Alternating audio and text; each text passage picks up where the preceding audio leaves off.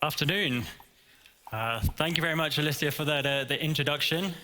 And it's quite cool to come in an entrance from a live band. It's great to be here at my first DLD, so thank you, Steffi and team, for inviting me here. So my name's Aman, I'm head of Germany for the Financial Times. And I've just landed in from London, so I have been up since 4. So if I'm looking tired, I'm sorry, but it's because I am.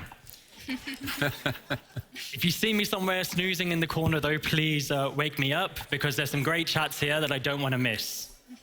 Starting with this talk here around Agri-Tech. I'm really pleased to be on stage with some experts here. As Alicia said, Alex from Würth Elektronik and Hannah from Organifarms. But before we dig deep into the topic, I think it's quite important for us to understand the bigger picture, take a step back and understand more about smart agriculture. Find out what do we really mean by it, and just quite frankly, what is it? Yeah. So let's get to Alex. Yeah, we have about 20 minutes, so I try to educate you even in a shorter time. Okay, agriculture is under pressure. Why is it like this? Because the food production we do right now, when we would count it together for the inhabitants we have on the planet right now, would cover the land area of North America, Middle America, South America. And if you think about 2050, 10 billion people to feed, it would mean, if we do it the same way as we do it nowadays, you would have additional land area, arable land area of India and China on top. And as we can estimate, that is a bit out of ways. Or in other ways, you can say, by 2050, we have to produce 70% more of food as we do today. And the questions are how to do, and big technologies on the way to there can help us. Not saying traditional farming will go out of its lifetime. No, how to support this one. Then we have still the greenhouses, of course. We presented in the last DLDs a bit more the so-called controlled environmental agriculture, or it's also called precision farming. And why is that? Because we have a lot of environmental changes, which I'm also from a farm. My parents had a farm, and we have still farmland, and we know how it is. The weather is changing dramatically. We have floodings, we have drought, we have too much sun sometimes, so we cannot predict the growing of the crops as it was before. So even in the greenhouses, in the normal traditional greenhouse, it's a bit complicated. So why the CEA came on top, the controlled environmental agriculture, where you put something in a big factory, so to say, you put the LED light, and then you have a high produce, high scale, high throughput. And so you can really manage these environmental changes.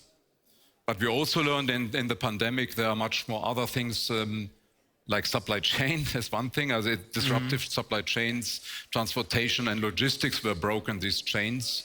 And as we have seen also, the manpower, whom can we get for really harvest the fruits we have? And that is where we came on top in another solution, what we present here today with Organifarms. Yeah. So can you tell us more about the connection with Organifarms? How did it come about? What's the synergies between the two companies? Yeah. Also, as said before, we focus in our products. We have Würth Elektronik. We belong to the bigger Würth group, which is well known. Normally, we do any kind of electronic components. And in my case, my team, what we present here, we focus on the LED. And so for the harvest, but Hannah can go a bit on this more in detail, it's important that when we want to go and really see what we harvest, how the quality of the harvest is, we need to apply on top of this for precision farming also AI data rooms, which have consistent good data from a basic source, so to say. And we had a question from Organifarms to us about how can we help up by LED light design, but Hannah has more details about that. And we were happy to help there, yeah. And it's still quite a new partnership, I'd say. It's still quite young, but I think now is a good time to bring in Hannah and just find out more about Organifarms, really. How did that idea come about? Yes, thank you, Aman.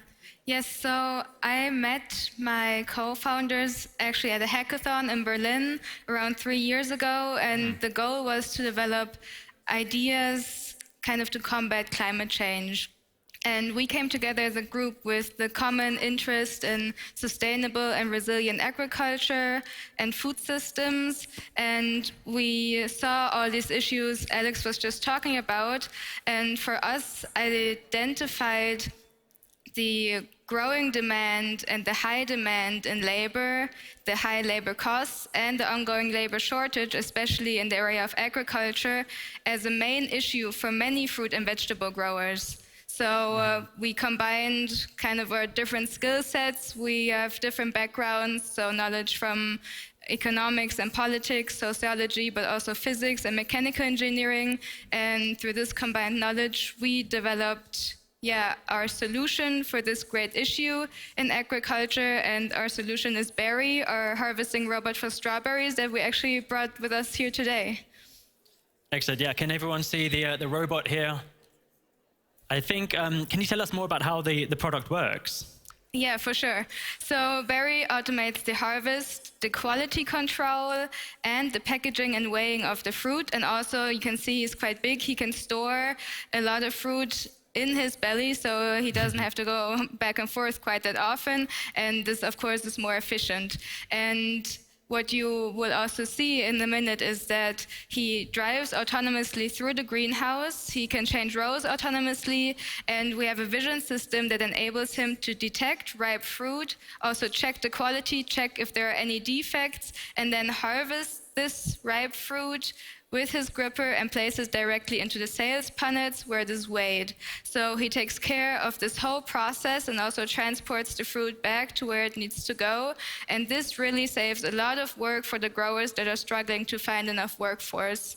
And what really makes him special is that we use self-learning AI. So the robot can learn while he's working, and he can improve himself over time. And this is a really special point about the development that we made. And also, he is the first harvesting robot that can work 24/7. And this has to do with different factors. Of course, this integration to logistics and high autonomy level I mentioned, but also, and this is where we're partnering with Würth, the use of LED boards to help the robot see in all lighting conditions. So in different natural light, is there a lot of sun, is it cloudy? This really influences how the sensors and the cameras can detect the fruit, but also for artificial lighting in the winter, and also to harvest at night. So we brought a little video with us. I think you will be able to see it now. So you can really also see what I was talking about.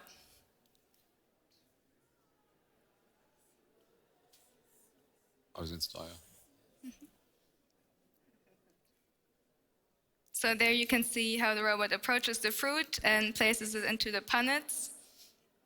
He really makes sure not to touch the fruit in the process, so it is not damaged, and this also increases the shelf life of the fruit. And this is a standard greenhouse you see here. That's where it usually works in. And speaking of the layout, the setup, can it be set up anywhere? Yes, so for now the robot works in this standard greenhouse you also saw in the video, but in the next year we will also be offering a platform that can not only drive on the pipe rails we had there, but can drive also in greenhouses without pipe rails, also polytunnels, and in the further development, I would say all kind of indoor farming environments are possible for this application, and of course not only strawberries, so this is our first product, but also the harvest of tomatoes, peppers, cucumbers. And with the example of strawberries, I can see it is quite a large belly. How long would it take to fill up the belly? So how long does it need really to be full? Yes, so in this robot, we can store about 20 kilos. So this will take the robot around, I would say 2 hours to harvest this. Nice. Yes. Great. And Alex, with the partnership that you're doing with Organifarms, when they approached you, what specifically has been done by Würth Electronics to really help build the product innovation to life? As you know, we love hardware, we like the LED designs, so there was a special topic on this, how can I detect in really not clear lighting environment, the fruit I have to see under the same conditions, so to say. So we made a special LED light around. And by this, as for many startups, it's sometimes time-consuming to solve a special problem. So we said, okay, we go with you jointly on here to scale it up to make it right fast as a solution, that this robot can work under all lighting conditions. As I said before, for the AI and for the self-learning AI, for the machine learning, so to say, you need a very good base of data on the same level of base where you measure or test. And then from this you can learn, that's very important for this precision farming, how is my output? What did I do good on the fruits, on the product? Did I do too much of watering and the fruit is not coming up? It can also be learned, like too much light I gave on the fruits, too much heat, less carbon emission, whatever. So this is really what then the AI on top of the robot delivers back to the precision farmer and help him to maintain a high or even better output on the fruit. So it's not only harvesting, it's also with the applied AI to really learn what and how the crop is doing, how to improve the output, how to improve the yield, because that's really where you later on have to scale up and bring it into the market. And the food market is the biggest market, so that is really the biggest market ever. It's sometimes not seen, but it needs a dramatic change. That is, we cannot go as before. And it's one of our basic needs besides love. We all need love, we need friendships, and we need a housing, but we also have to eat. We have to eat something, and that should be healthy, nutritious, and in a good quality. And that's also what the berry farm robot is doing here, really looking for the quality, even by what you told me, the specialty of where it cuts the fruit, even prolonging the shelf life a bit, right? Because you let the small sticker sit there, right? Yeah, exactly. Yeah, so the robot doesn't touch the fruit like a human would when picking the strawberries. So this really decreases the risk of bruising. And you probably all have bought strawberries where a few had some mushy spots on them. So this will not happen with the robot. And as Alex said, with the little stem we leave on top, this also increases the shelf life because it saves nutrients in here. So this can also help reducing food waste that you have in the whole supply chain. Absolutely, yeah. And I think the video looks great, and the strawberries look delicious in there, very healthy, and then tomatoes next. So also a very healthy robot. And now that is there and it's in place with Würth, who is it most suitable for? Do you have any kind of case studies, examples of clients that you're already working with that maybe you can name names, maybe you can't, and you can tell us exactly who's maybe using the product, and can it be just rolled out globally? Yeah, for sure. So this past year, we have been running trials, have been doing proof of concepts with different growers and also with the Surf Food Innovation Center, BAF Delphi in the Netherlands. So they're very big on strawberry research. And we have now signed the first contracts for our product to be delivered to the market this year. Wow. So we will have customers, or we have customers, we're very happy about this, in the Netherlands, in Germany, and the UK. And these are our greenhouse growers that have the setup you saw in the video. And as I said earlier, also we will then be expanding and further developing our product to other crop types, but also to be suitable for other types of greenhouses. And we will also be adding other features. So one thing that we're also talking to with Würth, since they're specialized in lighting, is the UVC treatment. So using this, you can kind of disinfect the plants and help with pest management. So this can really drastically reduce the use of pesticides you need, because strawberries are very delicate. So this is also something that we will add to the robot in the future, as well as early disease detection. A lot of things that Alex mentioned that you can do through gathering all this data you have that the robot gathers while harvesting. So there will be a lot of additional benefits the growers can have through using the robot. Absolutely, and this precision farming, or what we call it, the CA farming, on top really at the finals or at the ideal stage, just without any pesticides.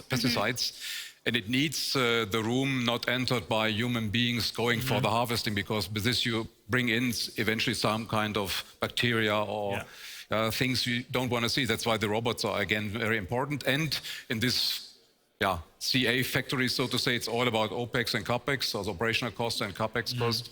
And the robot, of course, brings dramatically down the operational costs. And so what we do in this collaboration is, of course, clearly to show that's very important for us, this topic. As I said, I'm also from a farm. I know how it is, and we had to close our small farm because we were not longer profitable on this one. As a food production of the future is, we have to rethink. We have no other chances to go in different ways. We have to bring with these kind of corporations also the young talents, thinking about what electronics and applied electronics can do. It's we need more engineers, women in engineering, women in technology, of course, not only men doing designs. So, and we hope with this one that it's really affecting us all. We have all to eat and to eat something. With the food technology coming up, we can have a lot of nutritious, healthy food in the new production ways. Not saying that the traditional farming methods go out of the way. No, it's even there. We have a lot of additional tasks to do and to solve, which we also support. But here we wanted to show on this precise and precision farming how we can go further and much more better and faster. So we need to see also the investors that that's a very important topic, worth to invest to and to go to and to look into. I also think, Hannah, the countries you mentioned, the UK, Germany, Netherlands, they have very similar weather patterns. In the UK, it's mostly rainy, but generally it's similar weather patterns.